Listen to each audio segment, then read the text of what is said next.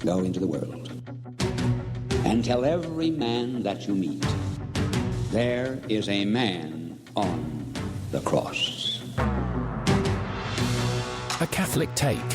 What you need to know right now. A bold synthesis of inspiration and information. Keeping you up to date on the news and issues from a courageous Catholic perspective. A Catholic Take with Joe McLean starts now. Praise be to Jesus Christ. Welcome back to A Catholic Take, a bold synthesis of information and inspiration. I'm your host, Joe McLean. So good to be on with you. Praise be to God. A happy Epiphany to you. Finally, the wise men can stop sneaking around my house. I mean, it's going to be a great day. Praise be to God. Hopefully, you're going to enjoy your day and keep the feast. But nonetheless, we have a lot to get into today. And one of the questions, I put out a little video yesterday before I went to Mass. The manipulation of our minds, of our emotions, it is getting more and more intense. I think most people agree to that. Maybe you don't. I don't know. We'll get your take later in the show. But it feels like this is going to get worse. Are we being lied to? And are we prepared to see the world through the proper lens, the lens of the Christ child whom we are supposed to adore today, along with the wise men? Or do we see this world, and are we going to be so gullible as to be manipulated so heavily by the world around us? I'll give you an example. The cyber truck bombing in Las Vegas, the story just keeps getting weirder and weirder. The sheriff in Las Vegas told us last week that the person inside the vehicle shot themselves with a .50 caliber Desert Eagle. Yet CNN releases a video showing quite clearly that whoever was in this truck, whether it was Livelsberger or not, is debatable at this point still. But nonetheless, this person was definitely alive when the bomb goes off. You can see them moving in the last frame as the explosion takes place. That's very interesting. We also saw last week that on the Sean Ryan podcast, Mr. Sam Shoemate came out and released a manifesto that he received from Matt Livelsberger. Very interesting. Seemed to suggest some things about UFO-like, technology that the Chinese possess to put drones parked over our nation's capital. Talked about covering up war crimes and all the rest. And then over the weekend, he seems to tell a story that's a bit 180. And maybe now it was just medications that Livelsberger was on. Changed medications meant changed psychology and bad things happen. We're going to cover that at 14 past the hour with our good friend Mike Koeniger. Could this just be a case of yet another vet who's having to deal with PTSD-like symptoms through medications and things go bad, which is why suicide rates are so high in the vet community? Let's talk about that at 14 past the hour. And then I want to have a conversation with Jozef Schutzman, who moved his entire family to Russia, lives in Russia, says it's a fantastic place to raise a family with traditional values. Is that the case? I want to ask him some direct questions about life in Russia. What about Vladimir Putin? What about the war in Ukraine? What about alcoholism and abortion and mass attendance, church attendance rates there? Let's have that conversation with Jozef Schutzman at 30 past the hour. We'll put links to everything we talk about today in the show notes for you over at thestationofthecross.com/ACT. And we got breaking news today to share with you. Cardinal McElroy is going to D.C. He's going to fit right in. We'll cover that in the news segment as well. Let's pray. We have a lot to get to today. In the name of the Father, the Son, and the Holy Ghost. Amen. Remember, O most gracious Virgin Mary, that never was it known that anyone who fled to thy protection, implored thy help, or sought thine intercession was left unaided. Inspired by this confidence, I fly unto thee, O Virgin of Virgins, my mother. To thee do I come, before thee I stand, sinful and sorrowful. O Mother of the Word incarnate, despise not my petitions, but in thy mercy hear and answer me. Amen. In the name of the Father, the Son, and the Holy Ghost. And now your saints of the day. Saints Caspar, Balthazar, and Melchior, pray for us. For centuries, the feast of our Lord's Nativity was celebrated on this date, January 6th. And when the Church mandated that Christmas be observed on December 25th, she wisely retained January 6th as the great feast of the Epiphany, or Manifestation, with a special focus on the adoration of the Incarnation by not just the Jews, represented by the faithful shepherds, but also the Gentiles, represented by the three Magi. Two other mysteries are also celebrated today.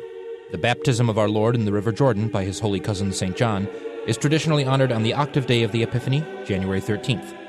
And the miracle of the wedding at Cana is traditionally the focus of the second Sunday after Epiphany. But both are also mentioned on this feast of the Epiphany, because all three mysteries are known through tradition to have occurred on the same date. Along with Christmas, Easter, and Pentecost, the Epiphany is one of the four great principal feasts of the Church, all four traditionally possessing octaves. And today the Novaritus will be proclaimed, listing the dates of the movable feasts like Easter in the coming year. Also honored on this day are the Magi themselves, also called the Three Kings, Saints Caspar, Balthasar, and Melchior, whose great shrine is at Cologne in Germany.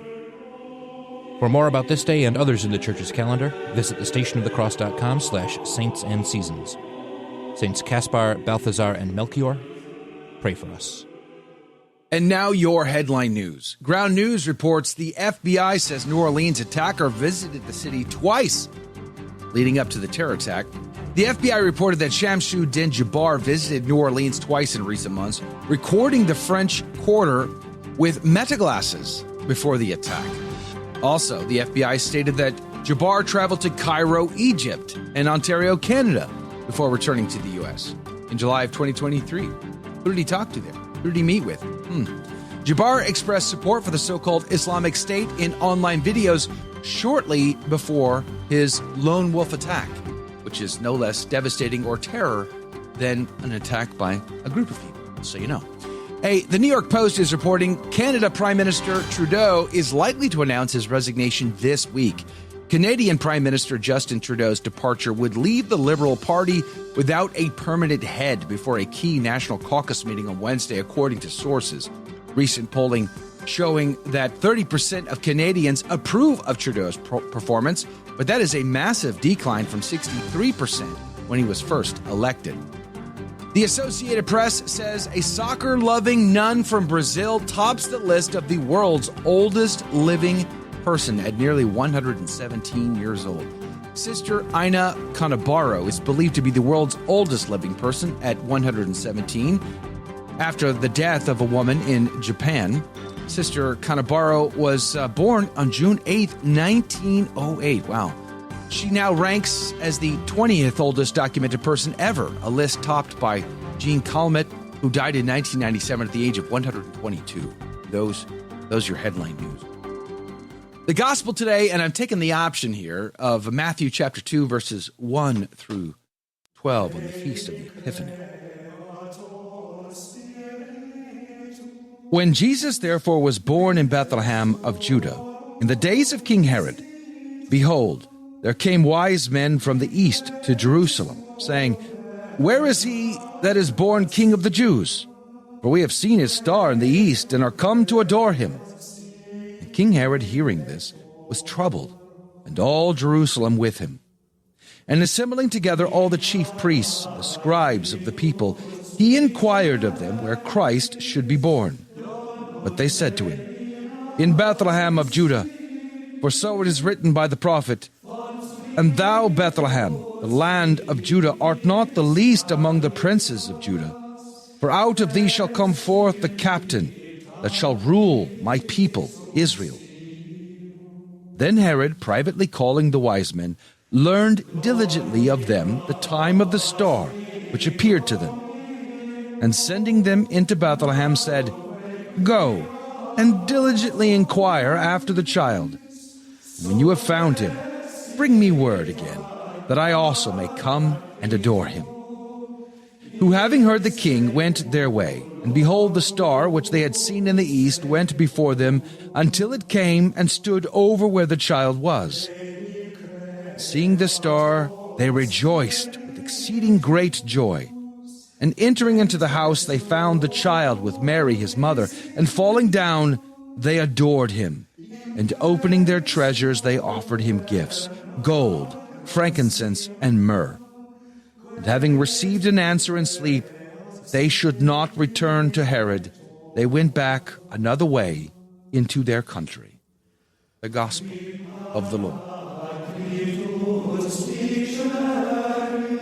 Praise to you, Lord Jesus Christ. The Ignatius Catholic Study Bible would say, according to Micah 5:2, The greatness of Bethlehem will far outweigh its small size because of the great king who will arise there. The reference to 2 Samuel 5:2 also has a royal context, narrating David's covenant of kingship with the 12 tribes of Israel. The mention of these Old Testament texts by the chief priests and scribes indicates their close association with messianic expectations during the New Testament times. This was the time. Everyone was expecting this time. It was known. It's not ambiguous. It's not, well, who knows? We'll see. No, they all expected it at this time. Into the house. This setting suggests that the event took place after Jesus' presence or his birth in the manger and the earlier visit of the shepherds. This episode evokes Isaiah 60, where Gentile nations bring gifts of gold and frankincense to the God of Israel. See, for instance, Tobit 13:11 or Psalm 72. Myrrh, an anointing oil used to consecrate Levitical priests, not just to bury people, but to consecrate Levitical priests. This is a recognition of who Jesus is as much as what Jesus will do, to die, to be suffering for us, for you and for me. Even the wise men come and they adore.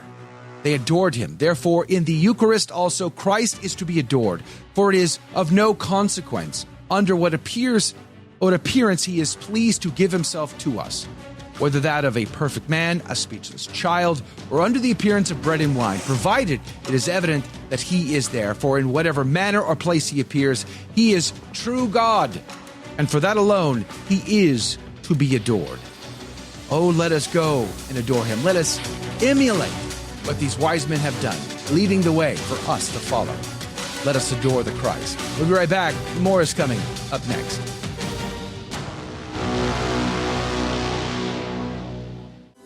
Did you know you can help evangelize simply by using your cell phone? The Station of the Cross is partnering with iCatholic Mobile, America's only Catholic mobile phone company. When you join iCatholic Mobile, a portion of every dollar will support our programming. Plus, you'll enjoy great service with iCatholic Unlimited 5G data, text, and talk. With iCatholic Mobile, you can stay connected with family and friends while also spreading the truth of Jesus Christ with clarity and charity. Join today at iCatholicMobile.com.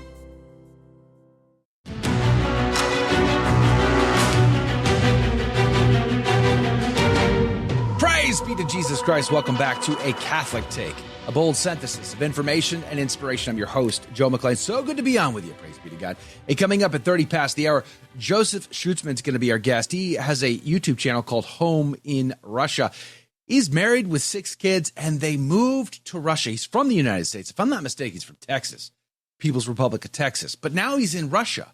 Why did he move there? He says it's a better place to live and raise your family, especially if you're more traditional type of family, especially if you're more conservative type of family. And we're going to talk to them about that. What is it like there? What is it like, especially in contrast to what we're being told in the news? Because it seems to me that we might be being lied to in the news. We might be being manipulated. Are you a pawn in someone else's game? It feels like that sometime. Over the weekend, there was a brand new video put out by CNN. Have a listen to this. The audio is not playing, but the reporter is telling us that, in fact, that this car bomb that went off in front of the Trump Tower with Matthew Livelsberger, apparently, if you look at causing the truck to explode outside the Trump International Hotel in Las Vegas. If you look at the still frame, the second of the ignition of the bomb, you can see the person inside the truck move their head. Well, the problem there is the sheriff told us last week in a press conference that the person in the truck didn't die from the bomb. They died from a gunshot wound from a .50 caliber Desert Eagle, which is a massive gun, bigger than Dirty Harry had in back in the day. You remember Dirty Harry with his giant cannon? The Desert Eagle's bigger than that. But apparently, the person inside the vehicle didn't shoot themselves before that. So it seems like the story is changing all the time. In fact, Sam Shoemate was on the Sean Ryan podcast revealing an email he received from Matthew Livelsberger a couple of days before all of that took place, warning of what was going to come. And he talked about drone technology that can defy gravity by the Chinese parked over our White House. He talked about war crimes in Afghanistan being tracked by Big Fed, all kinds of things. And then over the weekend, we see the same Sam Shoemate come out and say, maybe this all comes down to medication. maybe, just maybe, this is yet another vet who we've sent overseas to fight forever wars and comes back needing medication to deal with what they've seen. Maybe, just maybe, this is a all too familiar story and not so born conspiracy identity type of thing. We've invited Mike Koeniger, friend of the show, to be on the team to talk about that. Mike, good morning to you. Thanks for hanging out with us. Hey, Joe. Welcome from snowy Virginia. Who would have thought, right? I woke up to an inch and a half, 2 inches on the ground. So Snowmageddon. Snowmageddon. Kansas got pummeled. Poor the Kansensi. Oh, it looked bad. They had over almost a foot in Kansas. Did you see the footage from like the highway of like miles after mile? Just insane. Why do you drive in snowstorms? Stop it. What are you doing? Like, do you need a college education to know you probably shouldn't be on a highway in a snowstorm? Of course, all your New England listeners are laughing at us, Joe. The people in New England are just laughing right now at us, saying, "Listen to these silly Southern boys talk about this." But hey, it's you brought up a very sensitive subject, and it's one that's very near and dear to my heart. This veterans issue has been an issue for a long time. There used to be the 22 a day movement, which still exists, where we basically believe that somewhere between 20 and 22 veterans commit suicide every single day. That demographic is, by the way, much older than we would think it is. A lot of them are the Vietnam vets and the Cold War era vets, though the second biggest group comes from the second Gulf War veterans. They're the second biggest group of veterans that are committing suicide. And of course, we know the VA has multiple issues. And for those, and by the way, I'm sorry, this is a bit of a sensitive subject for anyone who's listening, because this is very serious stuff. But the Veterans Administration has some serious problems here, Joe. They constantly churn psychologists and psychiatrists and counselors. And so veterans are forced to go through their trauma over and over and over again because their therapists changed on the constant, because the VA cannot pay them enough to keep them around. And of course, the answer that the VA has to everything, and most veterans understand this, is drugs, drugs, drugs. And of course, a lot of these drugs have incredibly dangerous side effects, including violence, making some small percentage become prone to violence. And I think let me play this clip of Sam on this podcast over the weekend, where he basically gives additional information that he received just after he was on the Sean Ryan podcast. Have a listen to Sam Shoemate here. What I've learned since then, and I'm going to say allegedly because I don't have proof of this, but I've had 3 people tell me this. Allegedly, Matt Livelsberger changed his meds several days prior to this incident. I don't know what several days means, but what I was told by several people who I value their input and are close to the situation told me that he was on antipsychotic medication. He had changed his medication, and they said that basically something crazy happened and he became suicidal. So people, what's interesting about this, and I look at the whole story, and it just gets weirder and more bizarre by the day. You've got a manifesto put out by Sam Shoemate on the Sean Ryan podcast that went huge viral, 4 million views as of right now. And then you've got the manifesto put out by the sheriff's office. And when you put them side by side, I dare say that they weren't written by the same person. The sheriff's office one, which they claim came off of the phone, it's at least coherent, right? It's that MAGA Nation-like language. It's at least coherent. Wake up, America. I'm doing this to, get your attention, not to hurt people, but to get your attention. He did hurt people, by the way. Thankfully, he didn't kill them, but he did, in fact, hurt people in the process. And then we were told about the gunshot. Turns out that's not true. And then you look at this other manifesto, and it's all over the road. It literally is all over. You got drones, you got war crimes, you got deep state government kidnappings, you got all this stuff. And you're like, something is way off here. And I got to be honest with you, Mike, I don't trust either source. But it does seem like if this new additional information that now Sam is coming out with, and they did a live call last night on X, I listened to that as well, where they reiterated some of this stuff. It might just come down to nothing conspiratorial, nothing truly crazy as far as born identity type of stuff. It may just come down to a vet who's been at this for 2 decades, 18 years, and, is struggling and now has these meds that got changed on him and has messed up his psyche. It messed up his his mind, the way he perceives the world around him. I mean, could it just be that simple? I am going for the simple answer, Joe, and I think in most cases we should. And I think you're exactly right. We have a veteran who they were playing with different cocktails to help him deal with his brain chemistry, and this one didn't work out and ended in a very tragic result, the suicide of a veteran and the injury of other folks, bystanders who just happen to be in the vicinity. And I find it incredibly troubling, Joe. But more importantly, we're talking about young men, and this was a young man. He wasn't, my age or your age. He wasn't ancient like us. He still let the kids on his lawn. But listen, this is a tragic loss, and I've dealt with homeless vets after I got out. It was part of my give back for society. It was to help with some homeless vets. I would come in and take their firearms and store them safely for them, and they'd be waiting for them when they came back, and everything was fine. I had a young man here 15 years ago or so, Joe, contacted me on a Saturday evening and told me that the Iraqis were invading his home. And I did not understand what he was going through in that moment. And I said, the Iraqis aren't invading your home. He ended up being committed for 3 days for observation at the end of this. And he has since passed away. This is not an uncommon story for some of these young men who were playing with cocktails in their brain to try to get them on an even keel.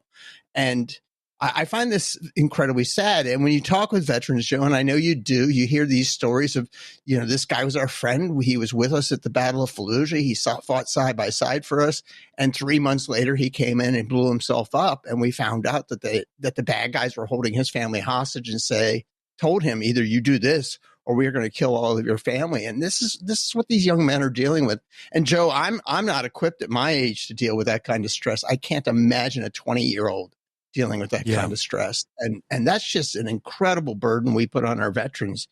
And quite simply, I will throw one conspiratorial. Let me throw one conspiratorial log on the fire here. And that is, if you got a guy like this who's on medications, and there's still some that's another one of those things, like I feel like we're being lied to about all this story. We were told that he was kicked out of his home. We were told that his DNA doesn't match his son. Neither one of those, according to the live call on X last night by Sean Ryan, Sam Shoemate, and a bunch of other people, neither one of those stories have been actually confirmed, because we have not heard from the wife yet exactly on all of that. So what is the truth that we don't know? It just feels like we're being manipulated. And the point that I want to make, is if you got a guy who's in a situation like this on meds, he can become incredibly vulnerable. He can be manipulated by nefarious bad actors who have another agenda and want to leverage him for their agenda. I could see a scenario, call it conspiracy all you like. I can see a scenario in which they see a guy like this and they see opportunity, and they will take full advantage of that. You think that's fair? Joe, I'll don my tinfoil hat right alongside you just for a moment. Here's what we do know.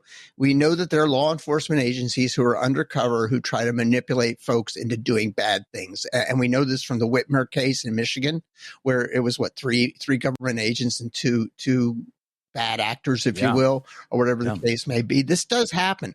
I'm not saying that they're being controlled to do something bad. I'm saying they're being encouraged to do bad things so we can arrest them for terrorism. That's essentially what's going on. And so I don't know that you're way out there, Joe. I don't even know that it has to be a full tinfoil hat here. With you can just have a little tinfoil beanie. But anyway, it's one of these things where I think when you have folks that are being played with drugs, and then you have law enforcement who are looking for, let's give them the benefit of the doubt. They're looking for bad guys.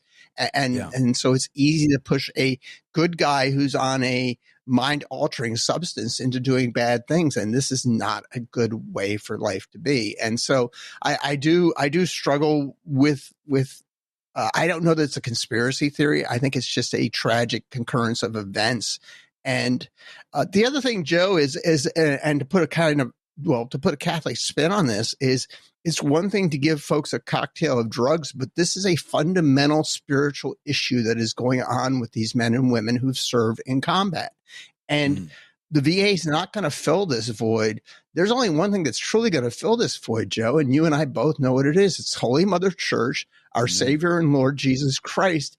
and the gospel. And unless we are encouraging these young men and women to turn to our Lord and find the healing that only he can provide, we're going to continue to fight this issue. And I think we have to talk about this component because nobody else on radio is going to talk about this today, Joe, but you in this show.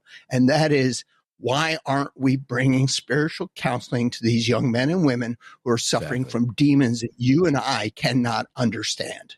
Maybe it's because many of us, especially in the hierarchy of the church, are too busy trying to befriend the world rather than convert the world. That's a tragedy. I'll leave you one last tragic thought on this story out of Las Vegas with the Cybertruck guy. You know, the sheriff's told us that he shot himself before the explosion. Video confirms that that's not the case. What truly frightens me is maybe he shot himself because he didn't die in the explosion. That is frightening, Joe. God have mercy. Well, God bless everybody on his soul. And I'm so sorry. Sorry to be so Mike, heavy first thing on a Monday. Thanks for hanging out with us today. Let's pray for our vets who are struggling because, we sent them there to do a dirty work.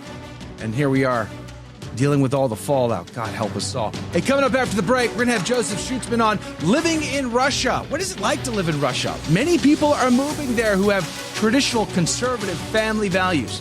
Why is that? That seems to be in conflict with what we're being told in the news. Are we being lied to? That's the question. More on that coming up next. Don't go anywhere.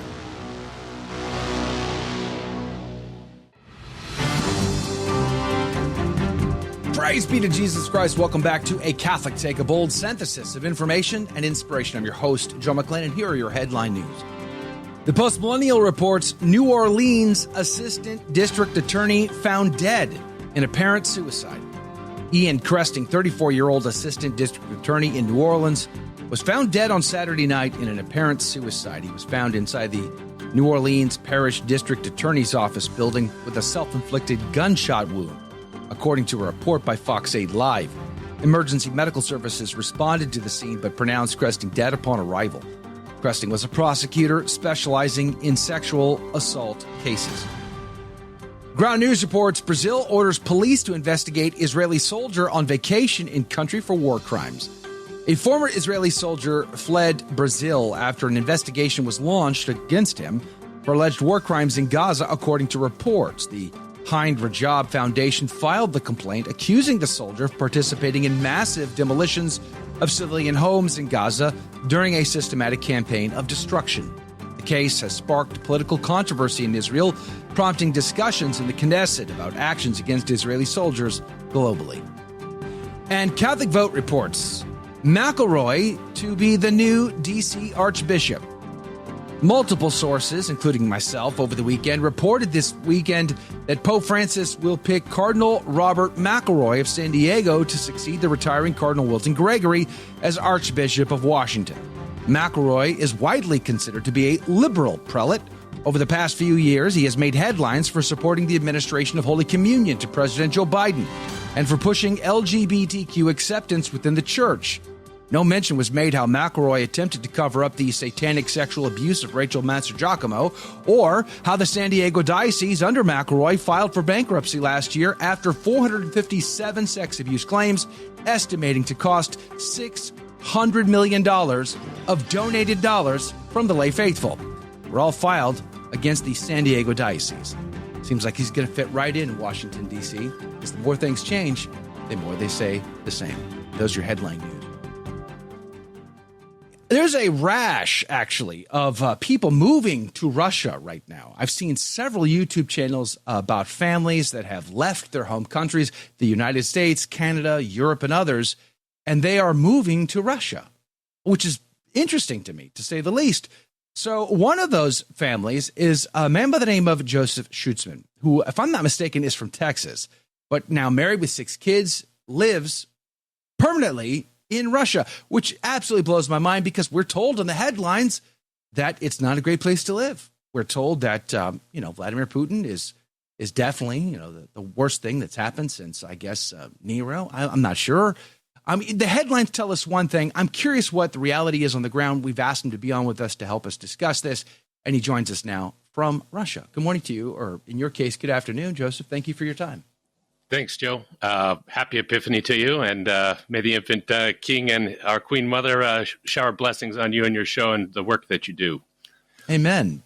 Let's get right into it. So tell me really quick, like, where are you from and why did you decide to move your family to Russia? Yeah, so I'm from Texas originally. My wife is from Australia. And we had 6 kids when we left. We had our first Russian son, I call him, number 7, just a few months ago, about 6 months ago. So that's where I came from. We kind of went through the recent unpleasantness of the, so-called pandemic and all that good jazz.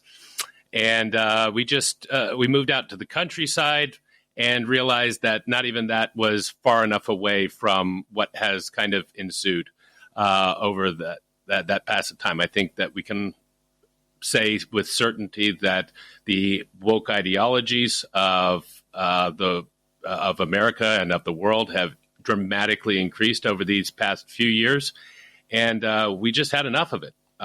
We know that from Sister Lucia from Fatima said that Our Lady said that the devil was going to wage a decisive war or battle against the Virgin Mary, and we know that this is only going to get worse. So, yeah, the whole journey started on leaving America, but when we just put a globe on the calendar, we just kind of spun it around, and we're like, where can we go? And the world gets pretty small when you're trying to protect your kids. And we finally just said, look, we know that Russia has a future. That's pretty much the only thing that's guaranteed that we know from heaven. And so let's check it out. And that's where it started. Let's follow up on that last that you said. You know that Russia has a future based on heaven. So can you elaborate on that? What do you mean? Yeah. So, it's really sad. I think most Catholics have heard of Fatima at least. But I think even us as traditional Catholics, that we've lost a little bit of focus on what that message meant and really, what all that means. But at the end of the day, Our Lady promised that Russia was going to play a pivotal role in this next chapter of salvation history, one of the last chapters of salvation history. I don't know how long that's going to take, but the third secret of Fatima is kind of the piece that's up for debate, and I won't dive into that debate, I guess you'd say, other than to say that it's very clear from many people who have read the third secret of Fatima that is still enclosed in the Vatican, that what was actually released was not really the whole thing, if any of it. There are several people, like I said, who have read it, and they one of those people being Father Malachi Martin said that Russia's role in the vision of Fatima is very important because if we're to believe that vision, according to her message, salvation was going to come from the East, particularly from the Ukraine and the state of Russia itself, which is kind of mind-blowing. He did not state explicitly what it was, but yeah, that's it. And yet, Our Lady Fatima warned us that the errors of Russia will spread. So what you're saying then is the errors of Russia spread across the world. Now China is doing a great job of spreading those same errors. And we see them in liberation theology in South America. We see them all over America, all over the West. We're seeing those. I think that's non-disputable. So are you saying then that Russia is no longer infected by that? Oh, I think that the entire world has been infected by that. But now this is, I guess the analogy that I like to use is that we know that Our Lady is going to bring Russia or has Russia, in the front seat here. And that this conversion, whatever that may mean, a lot of people want to speculate on precisely what that looks like. I have no idea what that looks like, and I will stand by that. Because what would that look like for Russia to convert in what we as Catholics, from our perspective, think that's going to look like in these current circumstances with Pope Francis doing all the crazy stuff that he's doing? I don't know what that looks like. But one thing that we know for certain is that Our Lady is preparing Russia to take over this role. And I think that Putin's presidency has been a a sign of this. I'm not, here to be an apologist for, everything that's ever been done or anything like that. But they are the, main country that is putting the screws down on all this LGBT ideology around the pedophilia. I mean, they're going after everybody. I mean, I think just last week, and everybody mocked it. There was nothing funny about it, but they arrested a bunch of guys just for dressing too gay. And everybody was in an uproar about this. And, when you actually read what happened, I mean, these guys were, transvestites. I mean, that's what they were doing. And so it was blatant in your face, and they're not going to stand for it. Now, I don't know any other country that do. Historically, Russia has been very anti-Catholic, and the Catholics there have been an oppressed class. So what is it like? You're a traditional Catholic. What is it like for you and for your family to live there today? So I think one main quality that I would like to make sure gets said is Russians are really an amazing people. And to be honest, I'd never met a Russian a day in my life before I moved to Russia, or before I visited Russia for the first time back in 2023. And as a people, they are really extraordinary. I really didn't expect it. But the main thing that the main perspective that they have on the world is they are the only people I know that separate people from their government. They regard the population of a country as separate from their government. They don't lump them all together and just say, you guys. They don't look at the world that way. So we've been very warmly welcomed here. Extremely polite, warm people. You wouldn't know that at first. When they're walking around the street, they're walking around with a really straight face. But when you actually interact with them, then they break out in smiles. They're happy to see you. They're happy to know that you're a devout Christian. At first they're like, whoa, what's this traditional Catholic thing? Is it some sort of a cult? Oh, it's not. Y'all are just the guys that, existed before. And there's a long, long history, of course, with Russia and Orthodoxy as well as Catholicism. And it's not as malignant as we would have been led to believe, I guess you would say. Several times, both Ivan the Terrible, so-called, and even Catherine the Great actually welcomed and set up infrastructure for Catholics in Russia. So there's a long Catholic history, even post-separation in 1054, with the Catholics being welcomed back into Russia. And I think that we're going through that once again. Yeah. Now, there's some stats here that I looked up just this morning to kind of give us a glimpse. And I've always referenced these stats whenever I've talked about Russia and society itself. In the 90s, Russia led the world 10-1 in abortion. The abortion was 10 times worse in Russia than anywhere else on the planet in the 90s, in the early 90s, in the fall of the Soviet Union. As of today, according to a Wikipedia article that I'll be linking to in the show notes today, Russia comes in at 112th on the list of abortion use and the ratio of abortion, beating out United States, which is 109th. So United States is a worse offender and user of abortion contraception than in Russia. Okay, there's one stat. How about alcoholism? Well, this is where Russia is not quite as good. I do have an article over at worldpopulationreview.com that says Russia comes in at number 2 on the list of the worst alcoholism in the world when you add both men and women together, which is interesting, beaten out only by Hungary, whereas the United States is 5th on that list. So the United States is still high up, but Russia's at number 2. So definitely alcoholism is a major, major problem. And then I looked at the Pew Research study, and I'm going to link to this as well. It says Russians return to religion, but not to church. It seems as though, let's say, church attendance at the Divine Liturgy for the Orthodox is not all that great, even though it seems like there is something turning or happening in Russia. They're just not going to church. Has that been your experience? You got about 60 seconds before break.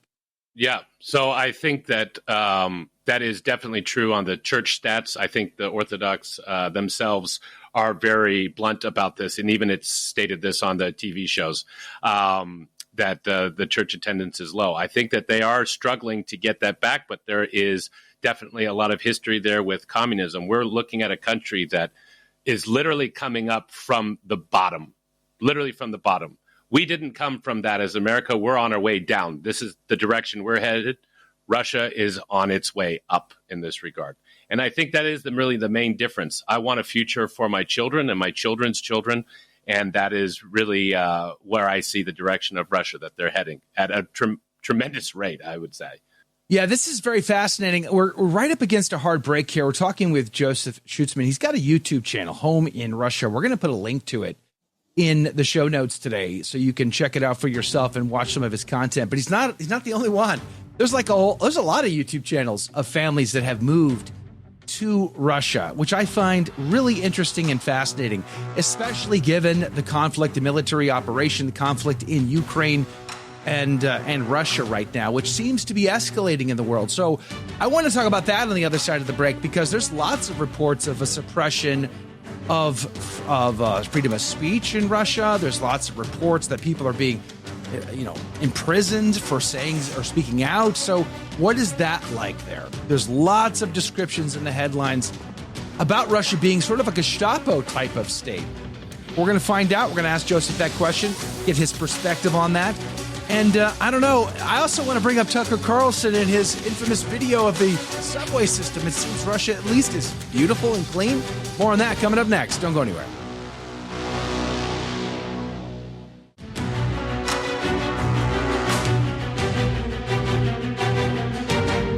Praise be to Jesus Christ. Welcome back to A Catholic Take, a bold synthesis of information and inspiration. I'm your host, Joe McClain. So good to be on with you. Praise be to God. Can I just give a special shout out to our friends, sponsors of what we do here at iCatholic Radio, iCatholicMobile.com. I've got a cell phone plan with iCatholic Mobile. My family has been enjoying it. Praise be to God. But more than just an unlimited, like a sort of a great data plan and all of those things. They're important things. But knowing that my phone company is on the same team with me and they believe that there's no salvation outside of the one Holy Catholic and Apostolic Church. I mean, praise be to God in all things. Don't you want your phone company to believe that? I know I do. You might want to check them out. They're great sponsors of ours. iCatholicMobile.com, iCatholicMobile.com. We're having a conversation with Jozef Schutzman about how he moved his family to Russia. I find it utterly fascinating. I think it was maybe 3 years ago now, when the Ukraine-Russia conflict broke out, I reached out to a Russian who has a huge YouTube channel and got his take on that. I wanted to know, what are the Russians thinking and feeling about all of this? I found that to be a really interesting conversation. So when I came across Jozef, I reached out to him and was grateful to get him on the team. Jozef, good morning to you again. Thanks for being on with us. Let me ask you, because we do here in the United States, in the West, the reporting we get about the Russian side of this whole situation in Ukraine is generally one that Vladimir Putin is the evil guy, right? And just for truth in advertising, I don't trust Vladimir Putin as far as I can throw him, okay? But neither here nor there. I find it fascinating because we're told that life in Russia means it's like a Gestapo state. You're not allowed to say things out loud. You can live great lives. You can enjoy, shopping and good quality life there, but don't rock the boat. Don't question the state. Don't question what Vladimir Putin says, especially about the Ukraine situation. Have you found that to be true? I have not found that to be true, but I say what I think, and I say it out loud, and I say it very clearly. I have not found that personally to be true. Certainly, you can see these reports by, Western media over here and that sort of thing. Protesting the war, I don't know. I've seen people out on the streets do it, and, policemen walk right by these guys.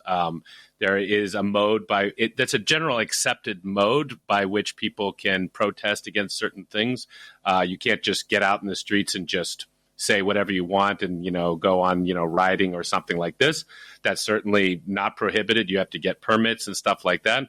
I think it's interesting in comparison with our country as America. We feel like the freedom of speech is this God-given right. And I don't think that that's actually a God-given right. I don't think that that's ever been said anywhere at any time, except for the freedom to speak the truth.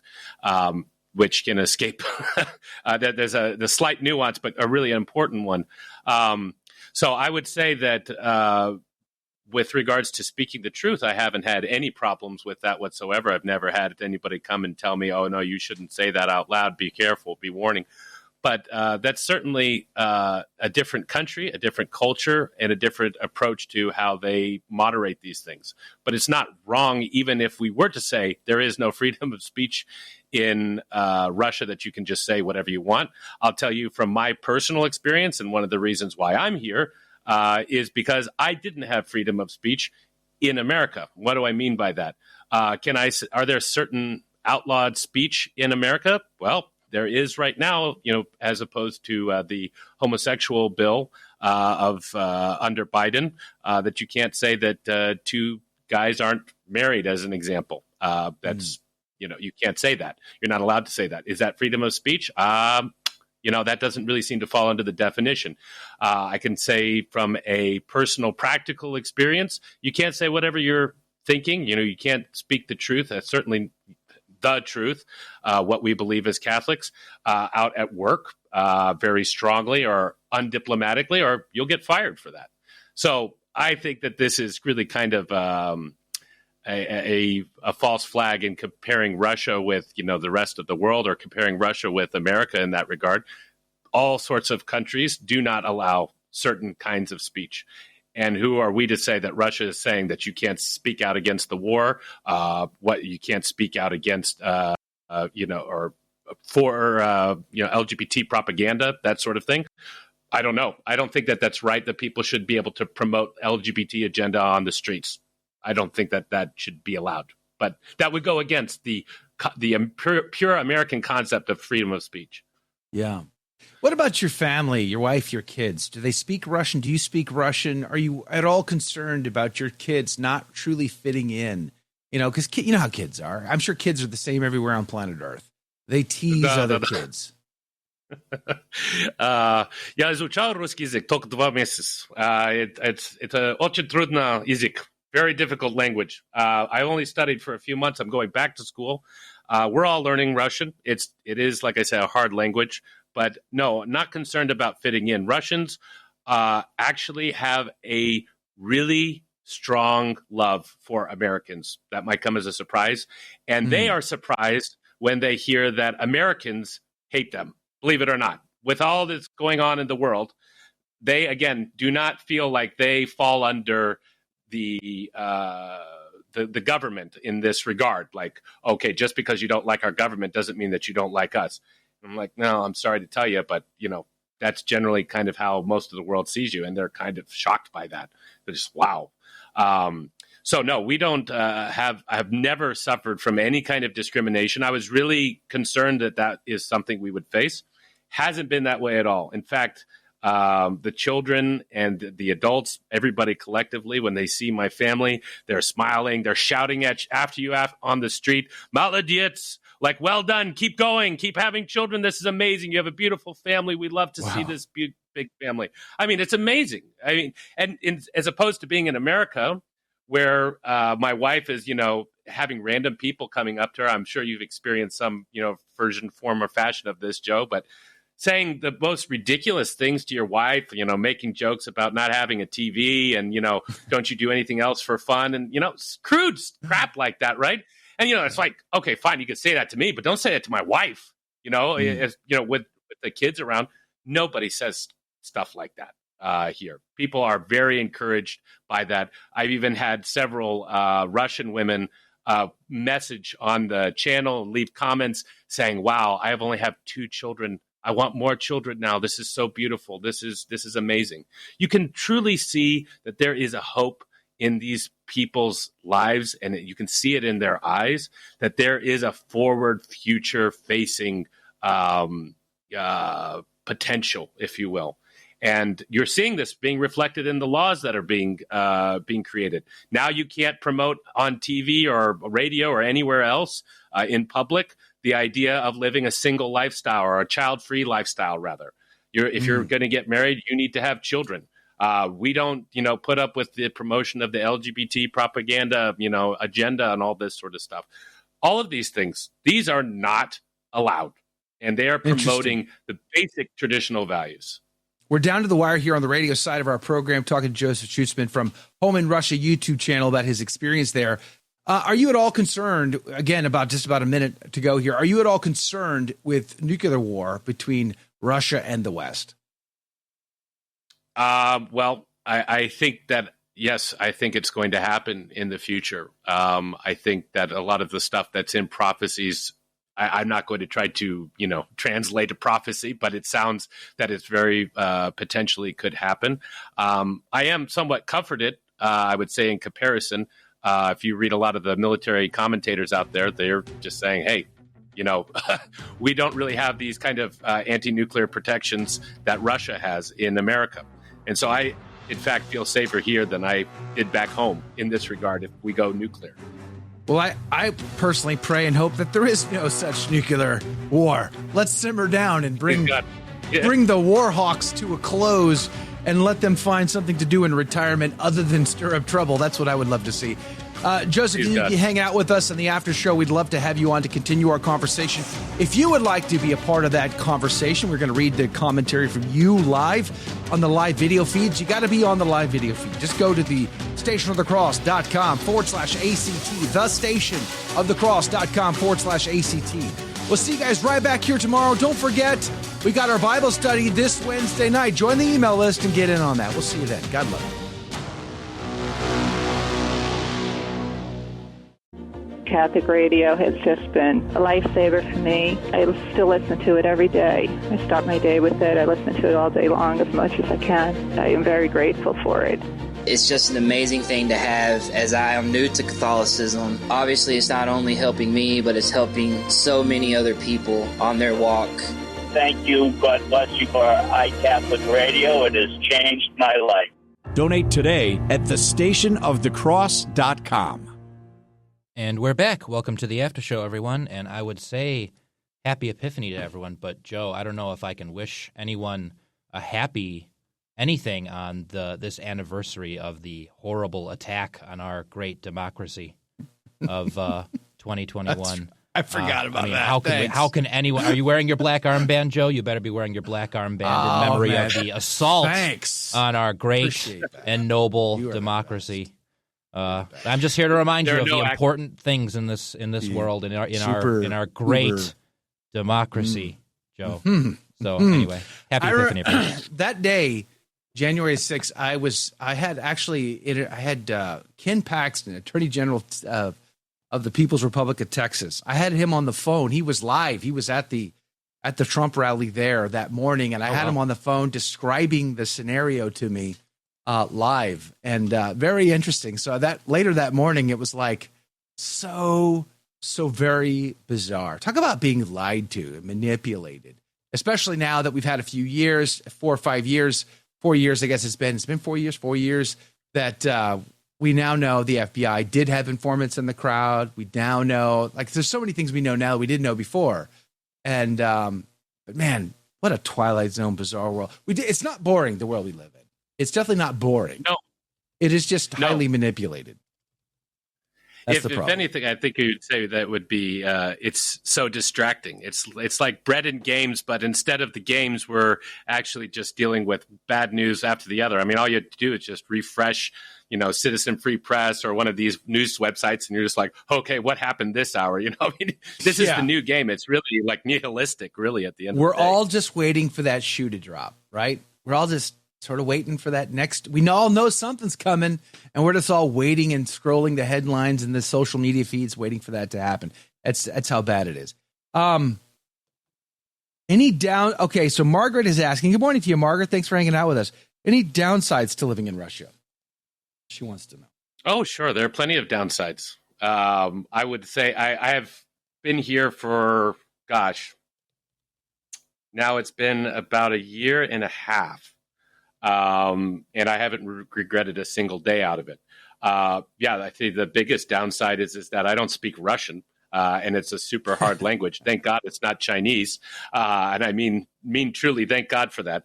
But I would say that's the most difficult part of living in Russia. there are lots and lots of beautiful things in Russia, and then there's several things that are just not as convenient as America. I don't know the traffic rules as well as I should. There's several similarities and whatnot, but you just kind of have to get used to driving in a different country. All like the various different things that you would say or experience living in a different country. But the upsides are massive, absolutely massive. I would say just from a professional perspective, I get to go to work and I just say whatever the heck I'm thinking. I mean, I'm like, hey, we're having a conversation about this. I don't have to be like, oh, is somebody going to, turn me into HR for something that I said? No, everybody's just out in the open. People just say what they think. And, you can disagree. Nobody's, angry about it or whatnot. They just shake their head. They're like, interesting. That's interesting. I remember, I'll never forget my first job interview. Actually, I interviewed with this tech company for an hour, and they said, okay, so we must ask, why do you come to Russia? Finally, and how when you start speaking before your brain catches up to what you're actually saying, I just blurted out to get away from the blanks. and they just laughed so hard, and they were like, we like you, you should come back for another interview. This is great. There's a tremendous amount of camaraderie that you have here. It's awesome. I remember the great documentary film on Russia called Spies Like Us with Dan Aykroyd from the 1980s. That's supposed to be a joke, but I remember everybody thinks of Russia, and we think even the Clint Eastwood film about the plane, Firefox. It's it's always cold there. Is it always cold there? Is it always freezing? Do you always have to have fur coats on and big fur hats and keep yourself warm with vodka? Well, okay, yeah, I do keep myself warm with vodka from time to time, but no, it's not always cold. In fact, it can get quite hot. This summer was almost unbearable. In fact, it's kind of like upstate New York. If anybody who's lived up there, that's where our headquarters. That's where our headquarters are. That's where I am right now. It's there you go. I always tell the story of a few years ago when in May, the first weekend in May, we had a huge snowstorm with feet of snow. And the last weekend in May, I think it hit 93 degrees. So it's just like that. It's like upstate New York. I mean, that's really what Moscow's like. Okay, it gets a little bit colder maybe on a regular, January or February than upstate New York, but it's about the same. I lived up in Syracuse for 4 years. There you go. Okay. Let me get some shout outs. Anna, good morning to you from our Telegram group, James 16897. He lives in Hungary, right? Or is Romania? I think James is in Romania. I think it's Romania. Damon, good morning to you. Jane, good morning to you. Praise be to God. Paul, our friend from Buffalo. Sharon, good morning to you. Glad to have you guys on the team today. Kevin, good morning. Our good friend from Shreveport, Louisiana. Yvonne, good morning to you. Eileen, good morning.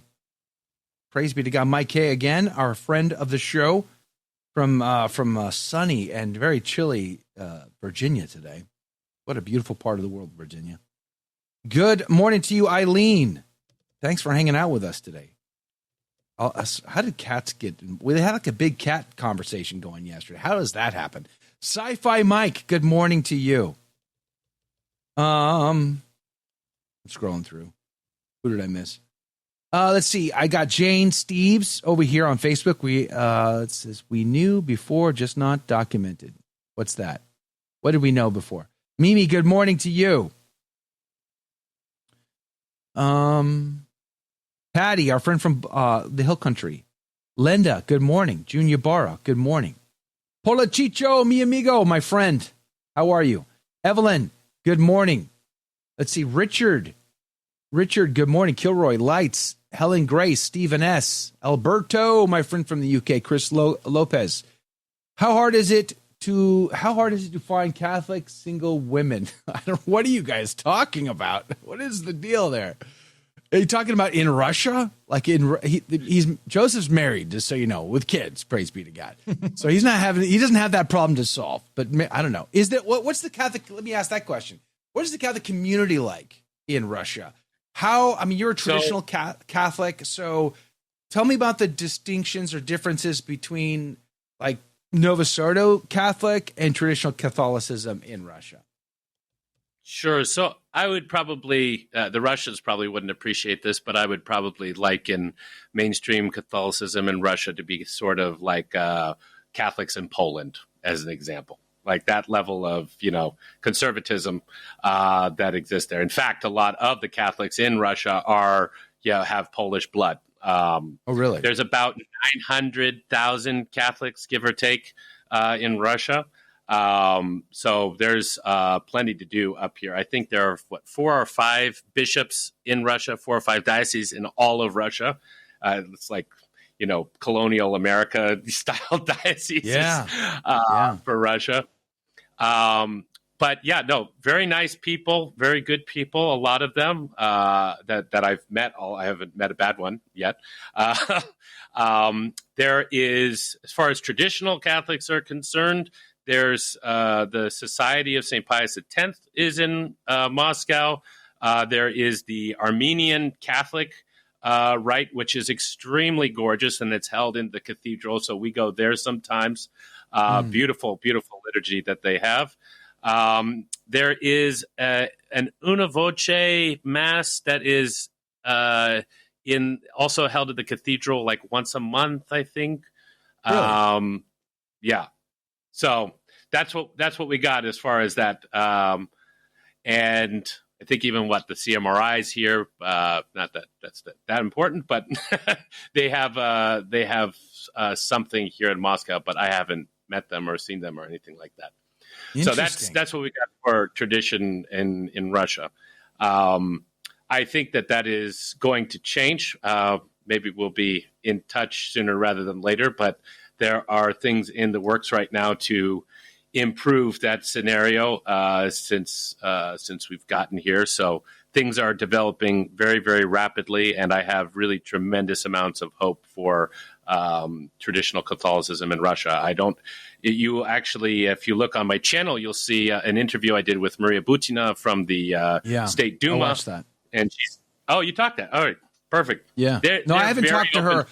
I watched that, and I'd be open to conversating with her, actually. I think that'd be very interesting. I did want to bring that up, actually. I'm glad you did, because I thought that was fascinating. So it seems that Russia is actively trying to recruit more traditional conservative families to move there. Well, why would they intentionally want foreigners to come move there, I guess, is one of the questions in my mind. Well, I think there's several reasons. And look, some of this is conjecture, right? So I don't want to project also at the same time. But one thing is absolutely for certain, that they know that they, like most of the world, has a population problem, and they need to attract more people to their country. They're trying to turn that around with their own population with, I would say, varying levels of success. I think that they're improving this year over year even, but still it's not enough. I think they said themselves that by 2050, if they do not make radical changes, they will halve their population. Wow. And they're not going to do that.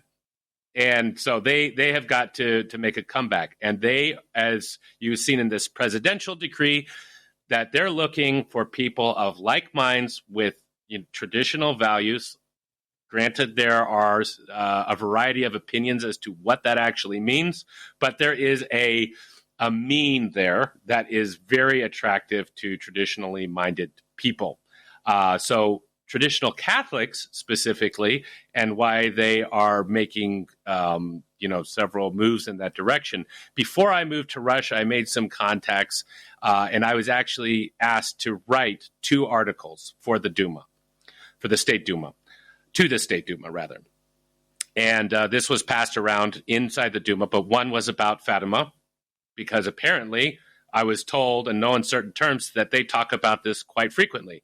And in fact, if you look back at what Father Gruner was talking about, God bless him, when he was still alive, he was convinced that President Putin knows more about Fatima than Pope Francis does, and understands it. Not just knows, but understands more than Pope Francis knows.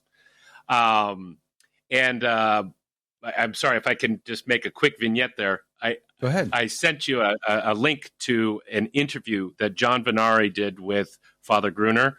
That is an extraordinary story about Father Gruner and the Russian embassy in the advent of Putin coming to visit Pope Francis, which not ironically, there was certainly trouble brewing, but was just months before the Maidan revolution in 2014 in the Ukraine, which kicked this whole situation we have off today. And so these things are very, very tightly knitted, and I highly, highly recommend that if anything else, that your viewers go and watch this 12-minute interview. It is absolutely fascinating. But we have got to really change our perspective as Americans. We talk about the conversion of Russia, the consecration of Russia, all of these things about Russia. But we, as from the outside as Catholics, we're just like, well, because Russia's bad and they need to, change their ways. Father Gruner explicitly states that the consecration of Russia has nothing to do with Russia being bad, despite the fact that we know that this is where the origin of, these modern errors, are a lot of them anyways, which incidentally, you could also say that we're the ones who brought that to Russia. That's a story for a different time. But the point is that Christ himself has entrusted Russia to the Immaculate Heart of Mary, and they are the ones that are chosen to take a central role. And we as Catholics have an advantage, as Americans, as French, as Germans, whomever it may be, to take an unbiased approach to that. Because it's heaven that is dictating this, and we don't have to play this nationalist game where we as Americans are saying, well, we're better than Russia, and they need to change their ways, and then we can all be together. No, that's not how this is going to go down at all. Are the Russians at all offended when Catholics, call for the consecration of Russia to the Immaculate Heart of Mary? Do they feel offended by that? In my personal experience, absolutely not. I told this to my landlord as an example, really nice guy. And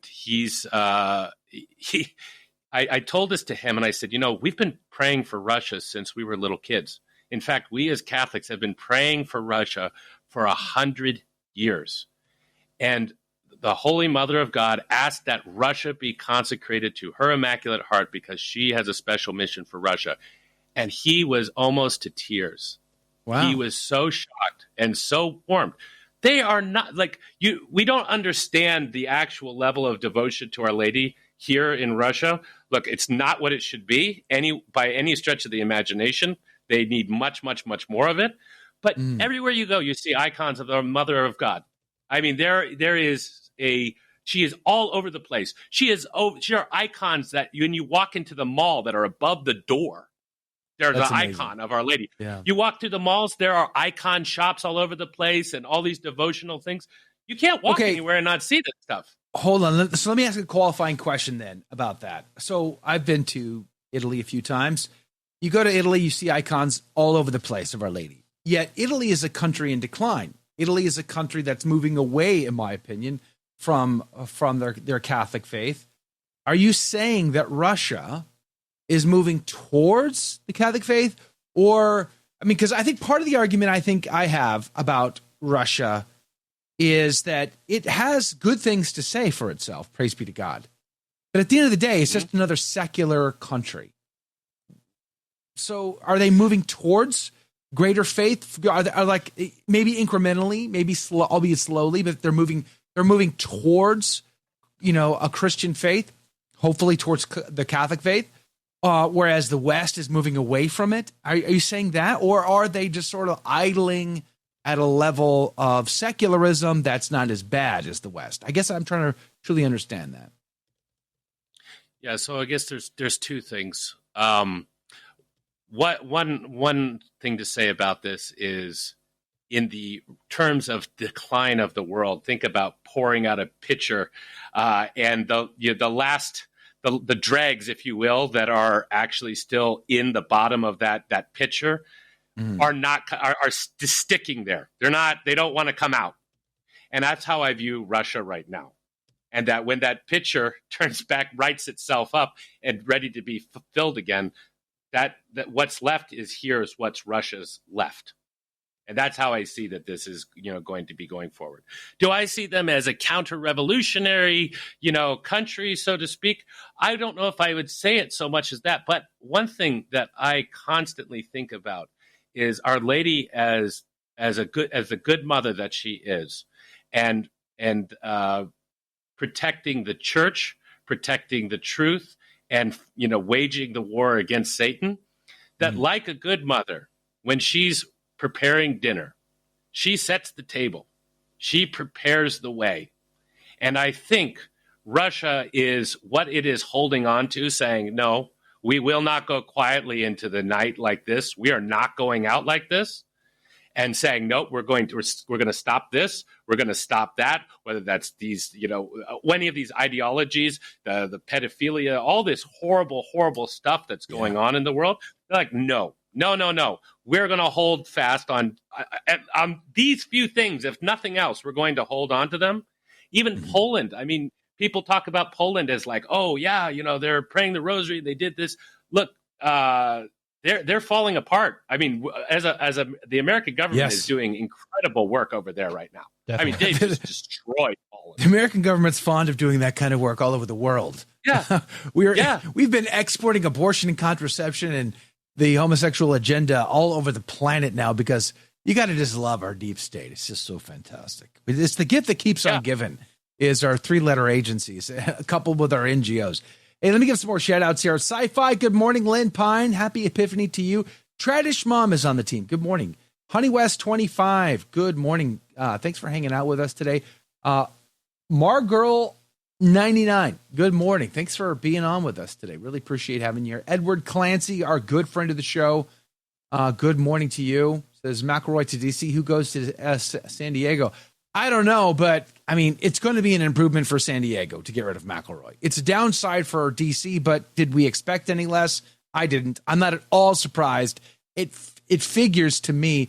In fact, over the weekend when Robert Nugent, our friend from Ireland, announced it, there were no public sources. So I shared the information. Then I reached out to Robert.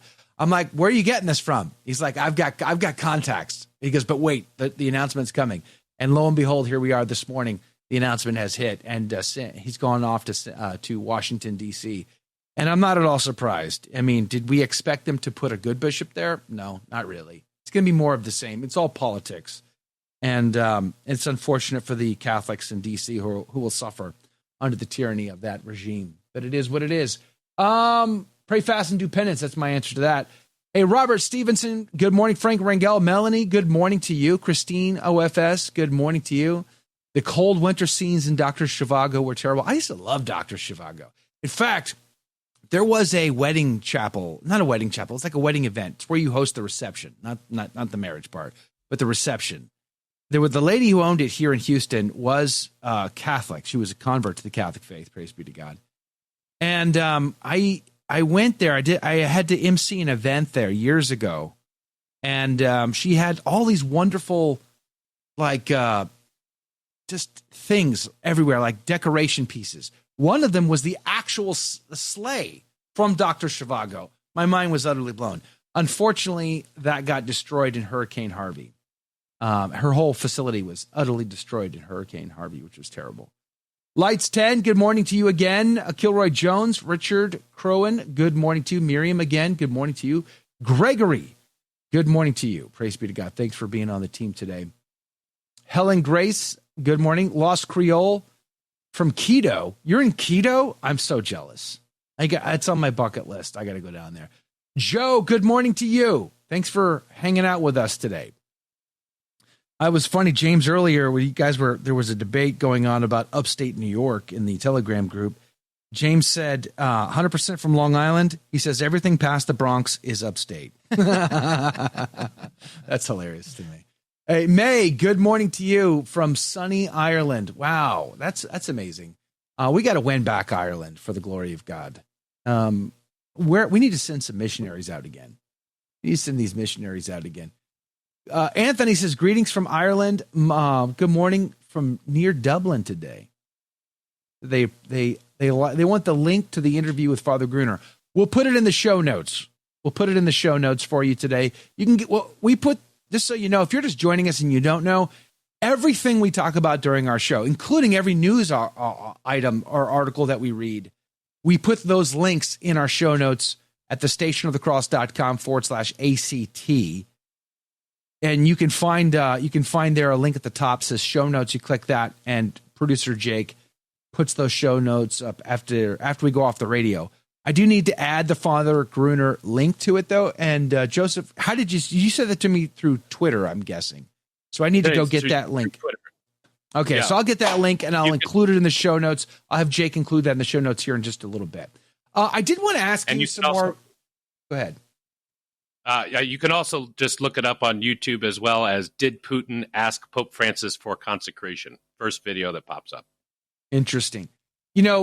I've covered, obviously, when Vladimir Putin, forgive me, when Pope Francis did the consecration last time, I was actually on an airplane flying to Alaska to give a series of talks at a parish up there.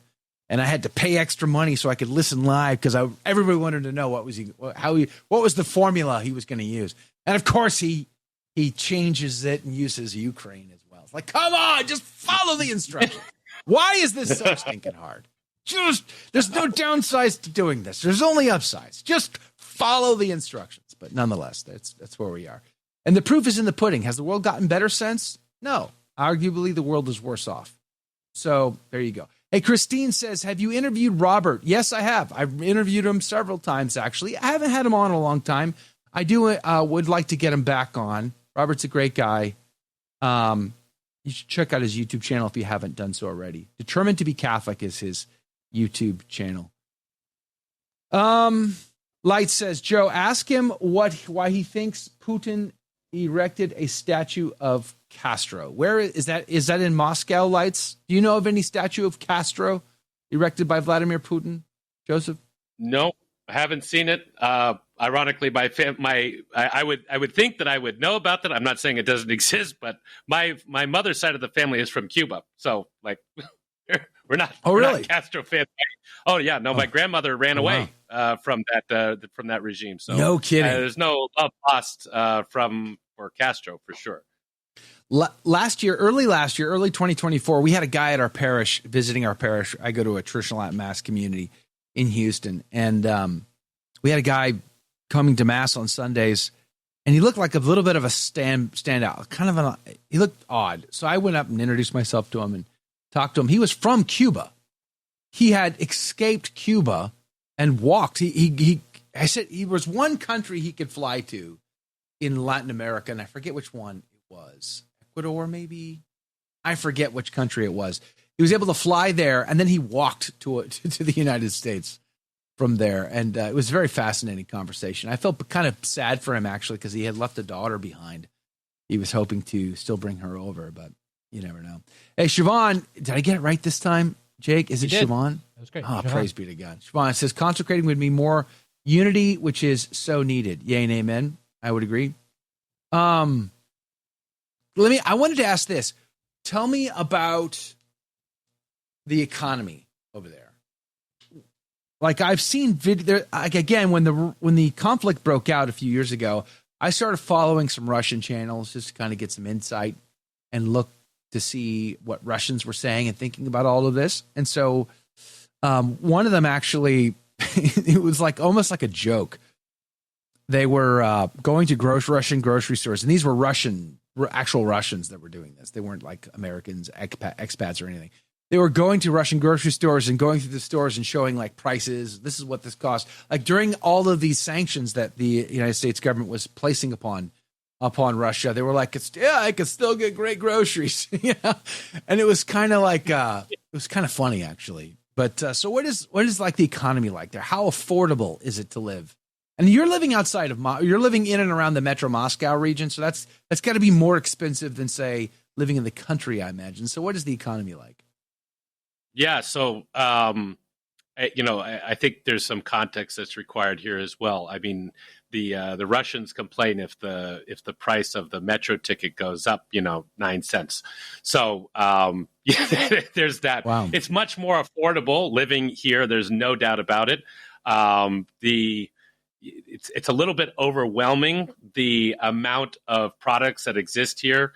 I mean, the Russians are extremely resourceful, and it's almost to an extent where it's almost too materialistic how much stuff is actually here. Okay, Yeah. So that's for one thing. So from an economic perspective, I guess you would say macroeconomics. I mean, of course, the world is going through inflation. We are certainly not going at it at the same rate that America is, but things are more expensive than they were last year. As an example, I've noticed in particular areas like taxi cabs are more expensive. And I mean, like, we're living in the equivalent of New York City. So this is perfect that you guys are from, the New York area, because New York City, how much do you think it costs to go from one side of Manhattan to the other in a taxi? How much would you think that is? $15, $20. $20? That's how far from one end of Manhattan to the other? I don't actually know. I'm guessing. Okay. All right. Well, I'll tell you, from the center of Moscow to the northwest where I live, that's about how much it costs on a normal day. Moscow is massive. I mean, as far as land mass is concerned and how spread out it is, I mean, it's incredible. But it's still more expensive than it was when I visited back in February 2023. So it's gone up. But for example, my family with 7 children now, we live on about, I think since last year, maybe we're up, I want to say $45,000-$50,000 a year comfortably. I mean, just to give you a perspective, try to say this without being too out there, because it just doesn't mean that much anymore. But I was high 6-figure income. Like, I mean, you have high. To be. You have to be. I live in Houston. Exactly. I live in Houston, Texas, or near Houston, Texas. And this is probably one of the best economies as far as the big city goes in the country. It's generally, a really good economy, lots of jobs, stable housing market. It suffers from inflation. Texas has, it ranks like around halfway as one of the worst overall tax burdens in the country, believe it or not. But nonetheless, it's generally considered a livable city as compared to other cities, New York, Chicago, Los Angeles, those kinds of places. And it's generally a 2-income situation, which makes it even harder for families to keep mom home, help raise the kids, have a bunch of kids. It's incredibly difficult. I said 6 figures, you're still living paycheck to paycheck, even in a place like Texas. So you're saying right now in Russia, you're living on half of that, and you're living comfortably? Comfortably. Wow. And I don't mean just comfortably. I mean, look, I'm not a health nut. No disrespect to people who value their health. It's just not the top of my to-do list. But it is actually a healthy lifestyle. They don't have GMO in their produce and all that. They're not pumping all sorts of, you don't have high fructose corn syrup in your diet. We feel way better than we did back in the States. Our health has gone, I'm sure, way up. So think about living at a reasonable lifestyle with what we would have considered to be a Whole Foods level of food level, I guess you would say. What about things like property taxes or property values? Like, what's the average home go for? What's it cost to buy a house with big yard or even land? What does that go for? Oh gosh, you could spend as little or as much as you want here. And it's really hard to nail down an average. But I'll tell you the bad side of the good side. Right now, they're combating their inflation as well at a different scale. This sounds really horrible on its face, and it is not good for people who are foreigners coming here. So you have to take that into account when you're coming here. But interest rates are really high right now. I mean, I think we pegged 21% into the new year for mortgage rates. Now, if you have a large family, they'll take you all the way back down to 3%. You can't even get 3% in the States right now. But the benefits for large families, if you're coming with a large family, there are tremendous benefits, because that is one of the number one goals right now, is to fix that. But so the mortgage rates are high. You can spend, again, like I said, as much or as little as you want. It's interesting because almost everybody in Russia, the vast majority of people have an apartment. I'm sorry, not in Russia, I should state. For people in Moscow, as an example, major cities have an apartment in the city and a dacha in the countryside. So everybody's like, Really? oh, yeah, all the Russians, they just live in apartments. No, they own outright their apartment and a house in the country. And everybody goes to their house in the country for the weekend, every weekend. And they, eat all sorts of, they do barbecues, and they have a great, culture around, their barbecues, and samagon, which is their vodka. But, that's another actual funny comparison. We think that like the Russians are just grabbing a vodka bottle, walking around the streets, They actually have a very refined ceremony around vodka specifically. Like vodka is for family and friends. They don't go to a bar and just I'm going to just drink vodka tonight and I'm just going to just start throwing it back. They don't do that. That is like a sacred tradition for them. You have to toast. You have to eat something after you've drunk the vodka. It's the whole it's like a Chinese tea ceremony. When they go to the bar, they're like ordering old fashions and, all this sort of stuff like we do. The alcoholism is absolutely still a problem, but they've even backed that off. You're not allowed to drink anything when you be you have to have 0.00 BAC when you're driving in Russia. You cannot drink and then get into a car, even if it's one beer, like nothing. That's good news. So, praise God. Yeah, they're hopefully turning that around. Hey, Patriot Man USA, good morning to you. Thanks for hanging out with us. He's got some questions for you. He says, is Russian government open to entrepreneurs? And then his follow-up question is, do Freemasons exist there? Okay, well, let me go backwards then. Freemasons, I mean, they exist all over the place. I don't know. Yeah. I have never seen any indication of a Freemasonic temple, if that's what's being asked. I'm not saying that it doesn't exist. They don't allow the Satanists to exist. They don't allow these underground gay bars. They're rooting those guys out all over the place. The Mormons aren't allowed. The Jehovah's Witnesses aren't allowed. Really? Freemasons? Yeah, no, they're no. That's why I'm saying with regards to the freedom of speech thing, they do not take kindly to people coming and knocking on their door and asking questions. Like that's a non-starter for Russians.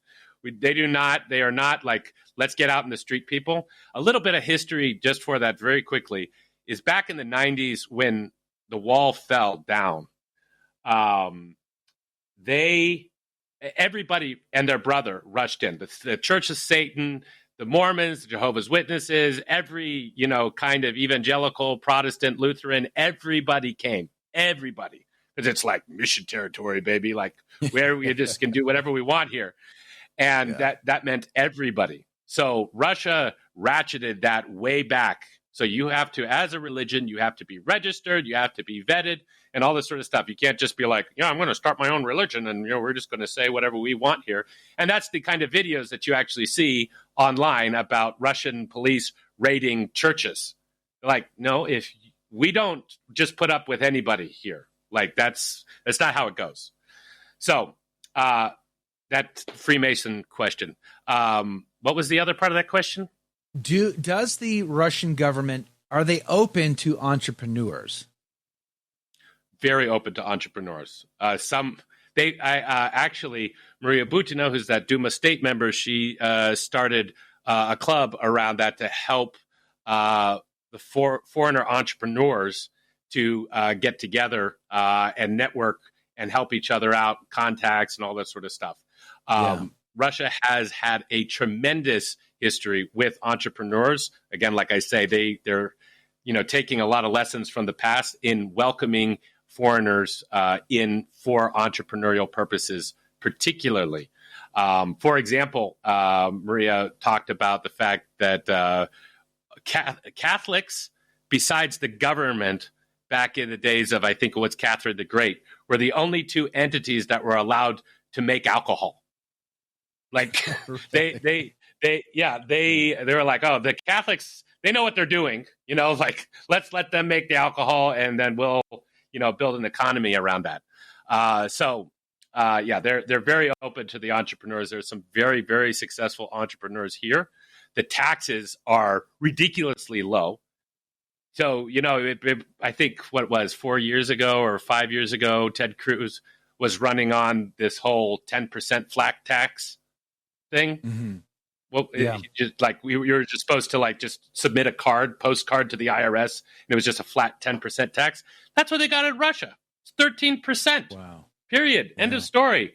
And when you're working for somebody, they just take it out of the paycheck. You never see that. What you earn and what you take home, that's it. There's no anything else past that. It's just flat 13%. Sales tax?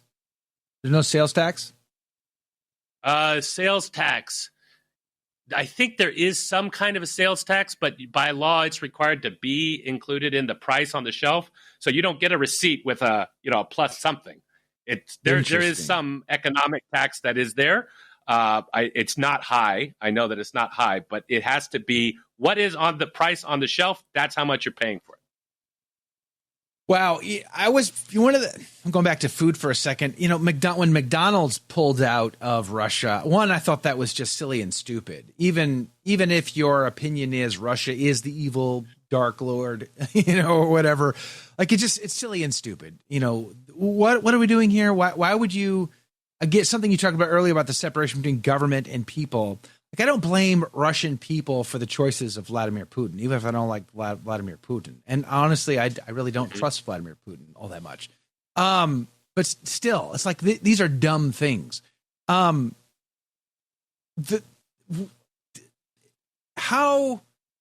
it seems like all of the Western companies, McDonald's being among them, or at least they used to be, it seems like they're all there, which again, it feels like Russia really truly is just a very secular place with just better norms than the West does. So are all the Western, is Disney there? You know what I mean? Like all of the Western big companies, are they all there just doing business and enjoying that economy?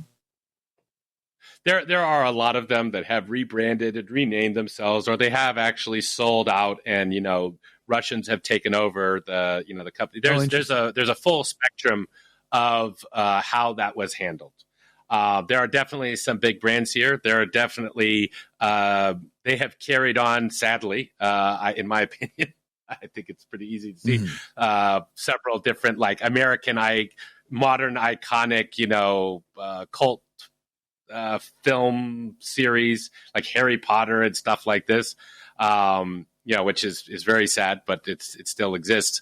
So there is a fascination that I think that the government is still fighting from the American side, and they know that blocking everything doesn't stop it, right? It just it actually embeds itself. Part of the reason why I even bring it up.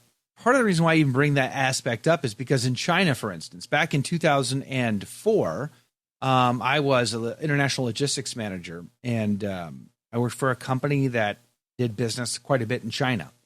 And in those days, we saw incredible growth in China, very much entrepreneurial and capitalistic going on there. It was amazing to see what China was doing. In fact, we would see companies like Disney, for instance, go to China and hold their feet to the fire on manufacturing. So if the company wanted to do business, then they had to adhere to certain requirements. Disney would require these Chinese manufacturers to build better dorms for their employees, to feed them better, to make sure that they had a private toilet, not just a hole in the ground. And then Disney would show up arbitrarily, they would just show up on a surprise visit and they would inspect the place. And if you failed, then you lost their business. And it was a lot of business. So these manufacturers would do all of this. It was weird days. China went above and beyond in building their infrastructure, trains and trucks and the port systems and all of these things because they wanted to be the world's manufacturer. And then Xi Jinping takes office and we see a major shift in the culture in China. And they begin to walk back all of this. I didn't even want to say progressive. It was progressive, but I don't mean progressive in a good way even, right? You know what I mean? Like as a trad Catholic, I hate that term. Progressive. It's always a red flag. But anyway, all this progressive ideas that they've been embracing in capitalism, Xi Jinping actually pushed back hard on. So they really shifted. They started kicking out expats. They implemented the control system with the social media and the phones that everybody's required to. Today, we're seeing reports in China where the citizenry is locked into their geographic location, and they can't actually leave if they don't. If their app tells them they're not allowed to leave, then they can't get on planes, trains, boats, taxi cabs, or anything else. They're stuck right where they are. They're controlled like cattle there. So that's kind of why I brought it up, because we've seen such a dramatic change under the regime of Xi Jinping in China. When the West was there, big. Now, the West is still there, but China has totally locked it all down and controlled it all. So that's why I was asking you about what it was like in Russia as compared to what I was seeing in China. It seems very interesting to me how the West sort of infects different places. And, part of that materialist society is one of those earmarkers that I look for to say, okay, how well are they really doing? But it sounds to me like what you're saying, and you can tell me or correct me if I'm wrong, it sounds to me like you're saying is Russia is struggling with it, but at least they're trying to contend with it and maybe turn things around. That's what I'm hearing. I do think that's positive. But again, I don't trust Vladimir Putin. I just don't. I don't trust him. Mm-hmm. I think he's a politician. I think he is playing both sides. Just the same way I feel about Pope Francis. He talks out of both sides of his mouth, and he plays both sides. So I tend not to trust people in that category. I don't trust Donald Trump all that much either. Something I've said many times on the show. So when it comes to politicians, I don't really look to them. I look to see how the people are acting and their behaviors and all of that. Somebody asked about crime. Go ahead. Oh, crime. I was just going to say, I was where you were, Joe, a couple of years ago. And look, I'm not, pulling for one side or another, but I used to take that approach with regards to the President Putin here as well. I got to say that I feel like I'm in a different camp of that now. And I'm not just saying that. The reason why I say that is, A, when you get over here, you feel you feel this tremendous difference. And actually, you begin to feel this true pain of the separation between the East and the West religiously. Like I walked into St. Basil's Cathedral and I just bawled my eyes out like a little girl. It was so sad because unlike the Orthodox maybe in America, there is a genuine embedded, culture. In the Orthodox world in America, it's superficial because it's just not what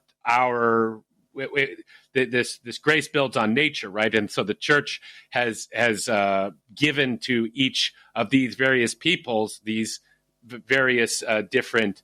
It's all the truth, but these certain clothing and dressing to the religious customs and the liturgy and everything like this, depending on where you are in the world, and it's very, very different in Russia. You get here and you're like, wow. I've got to reevaluate from the beginning. Look, I'm a hardcore Catholic. I'm a traditional Catholic. I say that wherever I go. I believe and firmly hold what the church has always taught. But from a political perspective, Putin could have done a lot less and enjoy the status that he has right now as the chief bad guy in the world. The churches that he's built, the order that he has put back into the country. He literally saved this country from the brink of destruction. Do I agree with absolutely everything that he does? Absolutely not. Do I have a tremendous amount of respect for the guy and think that he actually, at a human level, taking heaven out of the picture for just a moment? Yeah, he did that. Let me ask a follow-up question. If and when Vladimir Putin is no longer in power, or God forbid he dies, will that leave a vacuum that can be filled, or will that just be the end of it? No, I think those are some big shoes to fill on one hand, but I think that there are plenty of people that I talk to. A lot of Russians actually see President Putin as middle, center. They do not see him as a right winger. That's by politician. Any that's why I say That's why I say, regardless of who he actually is as a person, because I clearly don't know him all that well. Me neither.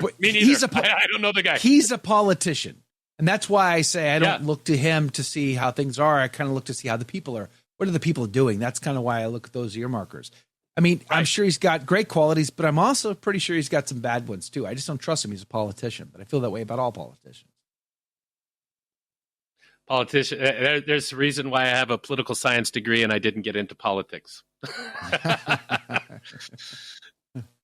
I find it incredibly fascinating. Thomas Moore says, quote, "It is my deep conviction that only new international system possible is one embracing polyphony, where many tones and many musical themes are sounded together to form harmony," close quote, Vladimir Putin from November the 7th, 2024. Do you feel that way, Jake? Do you feel that polyphony is the only acceptable international form of I guess it's sacred music. I guess that's what he was talking about. Why would polyphony be the only one when Gregorian chant is the pinnacle of it is the pinnacle, isn't it? Music. Yeah. I mean, polyphony is great. Polyphony is wonderful, but Gregorian chant is the pinnacle. But I get what that polyphony has a certain universal appeal. I think there's something to be said for that. But I don't think it is as universal as chant. And there are other forms of chant. Gregorian chant is not all chant is Gregorian chant, but I'm a bit of a Gregorian chant supremacist as far as that goes. But the Greek chant, I don't want to call it Orthodox chant because it's the chant that's used by the Eastern churches in communion with Rome. So other forms of chant are beautiful too. But yeah, you would say it's universal, right? Gregorian chant. I think so. Yeah, I mean, I think it's intended to be. I think that's what God, But would it be acceptable then for that chant to be chanted in another language other than Latin? Well, then it's not Gregorian chant anymore.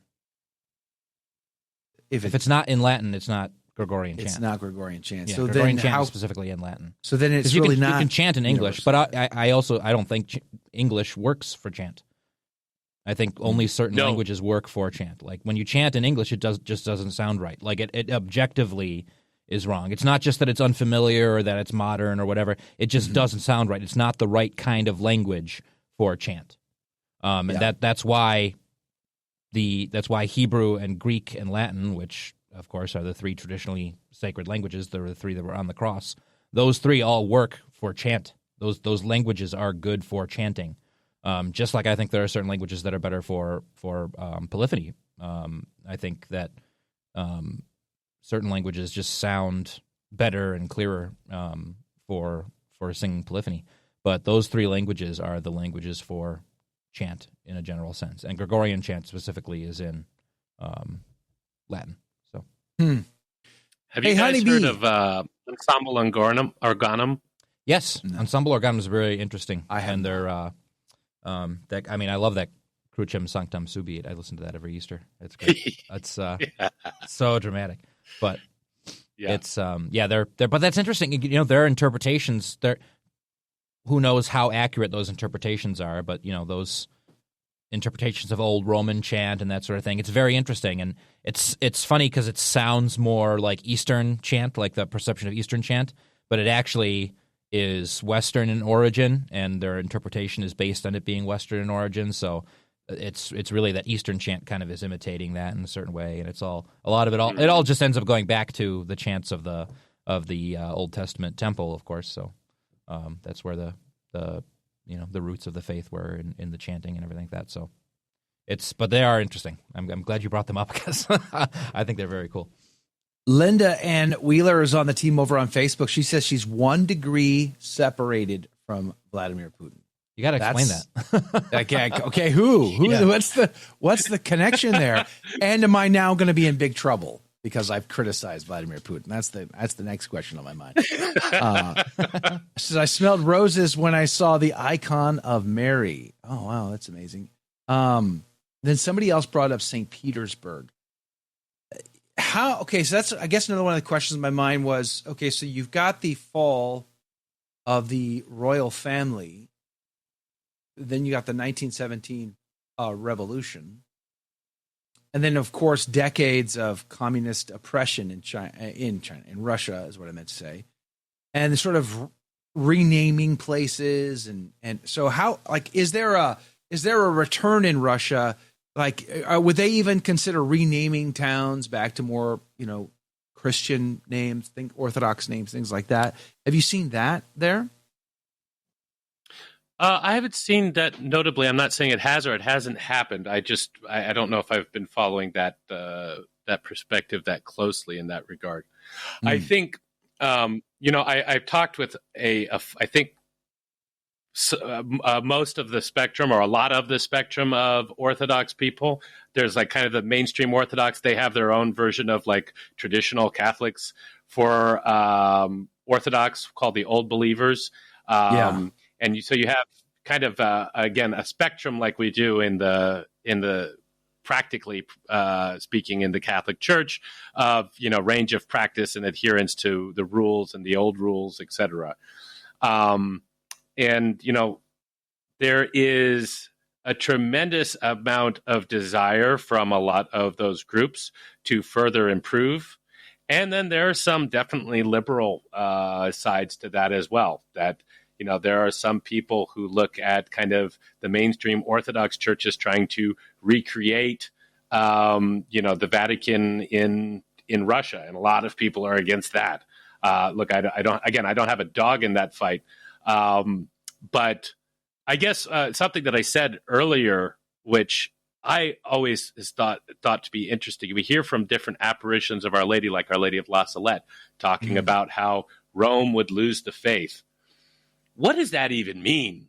Like, what? I mean, is that now? Is that still have some more to go before that's true? Like, what does that actually mean at the end of the day? And that's why I think it's so interesting to look at these prophecies, not to necessarily try to predict the future, but try to understand what has happened up to now and what is kind of left in that to come.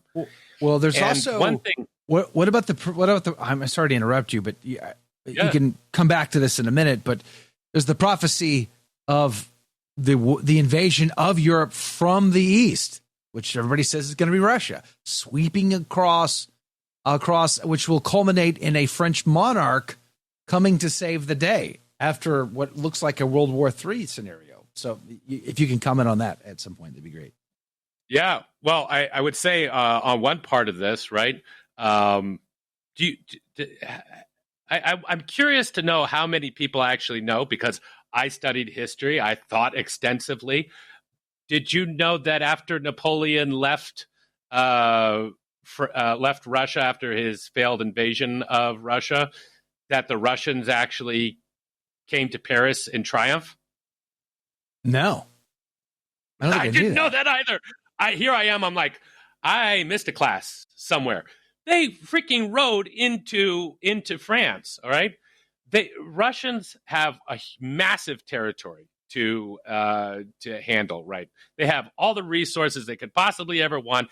They actually have a love and a fascination to the West, and this is something that I think that many commentators recently have been talking about. That Russia wants actually to be friends. They don't actually want to do these invasions and all this sort of stuff. We could talk about that in regards to Ukraine, and there's different kind of motivations and stuff like that. But I mean, golly gosh, if you think about it, there's not a whole lot of logic to Russia just literally expanding everywhere, unless there was a very distinct reason. And like I said at the beginning of the show, Sister Lucia said very clearly that Our Lady said, we're going to battle with the devil. It is all-out war. You're either for God or you're against God, and you better freaking pick a side. We know that who's against God, and we know who, let's just say, isn't actively fighting against God. At the very least, at the very bare minimum. Yeah, we're stuck with lesser of two evil choices, right? Like that's the world we live in, where we have to choose the lesser of two evils, generally speaking. So, I mean, these are imperfect decisions, and we've got to make the best that we have in front of us, which I hate, but it is what it is. By the way, Mike K says an Uber ride from Upper West Side, New York to LaGuardia is $80. Yeah, that doesn't surprise me, I suppose. It's ugly in New York. I don't understand why it's so crazy. It just is. Hey, Mateus, good morning to you. Thanks for hanging out, just getting up. I see the after show is still rolling. Yeah, we got a great conversation. We're talking about life in Russia right now, Mateus. Thanks for being on the team. Really appreciate having you here. Speaking of communism, California, Mateus, when are you guys going to fix California? I mean, let's talk about that. Let's make California great again. Which is sad because it's such a beautiful place, but it's under tyranny. The illusion of choice, Siobhan says. I would agree. The lesser of two evils are absolutely terrible. They are. 100% agree. Brandon Joseph A. Bear, good morning to you. Stop putting your faith in man. I don't, Brandon. I don't put my faith in man at all. I have no faith in Donald Trump, for example. I don't really have any faith in Donald Trump. Do I think he's better than the other team? Yeah, of course. But my dog is better than the other team. So it's not a high bar. Okay, it's really not a high bar. I think he'll do Don't bring way your dog better. into this, Joe. Your poor dog. I think I've got two dogs. Your choice on which dog is better. But either way, I think he'll be way better than the other choice. Don't get me wrong. It's definitely a step in the right direction. But is it enough? No, it's not enough. I mean, obviously, he supports gay marriage. They support abortifacients, like the pill that gets mailed out. Contraception. There's no effort to reduce IVF. They're up in the ante, and they want to make it. They want your tax dollars to pay for IVF. Like, that's insane. We got to hold his feet to the fire. Imagine if we could win the heart and the mind and the soul of Donald Trump and his wife. Imagine if they had a true conversion. Imagine how much good would come from that. Praise be to God. The same thing I would argue for Vladimir Putin. Imagine if he was truly converted. Great things could happen for the Russian people, let alone the world. Praise God. I've never really thought that Vladimir Putin wants a all-out invasion of the West. One, I don't think he's logistically capable of managing an all-out. We've had this conversation before on the show. The vast majority of countries on planet Earth do not possess the expeditionary logistical capability to sustain combat in a foreign part of the world on an ongoing basis. America is like one of the only ones that can do that, and we've been doing it for decade after decade after decade. UK used to, England used to be able to do this, but they can't now. China is trying to get there. They're not quite there, but they're trying to get there. Russia has a lot of capability. It's some very advanced capability, but I don't think they can logistically maintain an invasion of that scale for very long. At least that's my opinion. Go ahead, Joseph. Yeah, definitely not by themselves. And I think that if something actually does happen to that effect, there is going to be a heavenly aid to that. I have some very good friends here who are very patriotic to their own countries, including Germany and France and whatnot. And, one of my very good friends, he just said, look, I love my country, but my country has to burn before it can be restored to the faith. It's just, it has to, at this point, it's gone too far. It has to burn now. And despite what they've done with reconstructing the cathedral of Notre Dame in Paris, that was still a very symbolic moment. I think for the whole world. I think everybody was completely shocked by that, and that was a sign. I really do believe that. But to what you're saying about just the actual logistics of that, look, the very nature of war has completely changed. I mean, I think everybody's pretty much noticed now with drone technology and artillery. This is not as much of a manpower game as it is an artillery game now. That's what it is. And drones. And, drones. The drones are a big deal. And we're seeing drone warfare in the northern part of Russia right now. Why is that? Why are we upping the ante there? Where are those drones originating from? NATO country? Anyone? I mean, what are we doing? Why do we want war?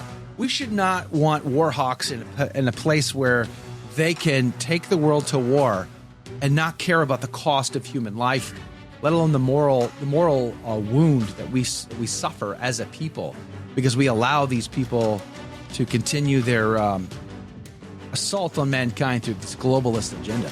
And we're seeing it in the West. We see it all over the place, and it boggles the mind. Hey, Joseph, that means we're out of time today. Really appreciate having you on. I love the candid conversation. Praise be to God. Praying for you and for your family. Hopefully you'll keep us in your prayers. We'll see you guys right back here tomorrow morning for another round of A Catholic Take. Do us a favor, though, and share us with a friend. I'd be grateful to you. God love you.